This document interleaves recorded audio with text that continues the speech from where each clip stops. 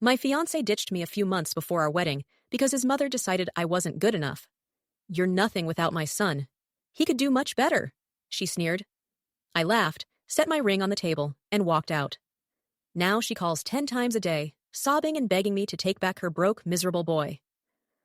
90 days earlier, I was color-coding seating charts with Brett, my partner of 3 years.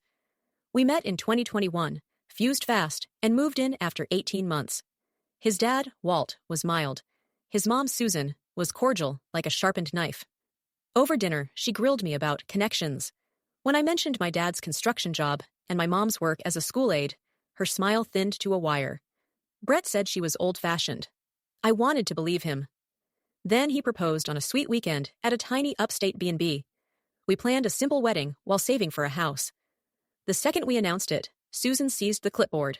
My venue, too shabby. My menu, not what our family serves. My dress, a bit cheap. Brett's solution? It's easier to let her have this. My excitement bled out by 1,000 tiny cuts. The mask dropped at a dinner a few months before the date. With friends as audience, Susan treated me like a candidate.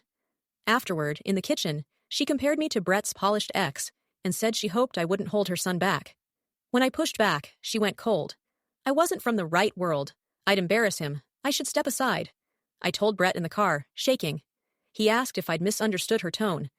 That night was our first real fight. He admitted she'd been whispering doubts for months. Soon he was staying late at work and floating new concerns about kids, class, and company events. We returned for a supposed apology dinner. There wasn't one. When Brett stepped out to take a call, Susan leaned in. You're nothing without my son. He can do better. Walk away before you ruin his life. When he came back, she called it gentle advice. On the drive home, I gave Brett a choice. Boundaries or no wedding. He chose a third option. Maybe we're from 2 different worlds. I slid off the ring and asked to be dropped at my friend Angela's. I moved out the next day. Brett texted that he needed time. I told him love and respect don't need extensions. He suggested a break until after a big project. I suggested he lose my number. Friends say he's telling people we ended things over different goals. Meanwhile, Susan somehow found my new phone and left a tearful voicemail about how Brett isn't doing well. I deleted it. The wedding would have been next weekend. Instead, I booked a solo beach Airbnb. I'll pack paperbacks, sunblock, and the peace that comes from choosing myself. Turns out not good enough was the best compliment she could have given me because it pushed me to leave the wrong life before I spent years living it.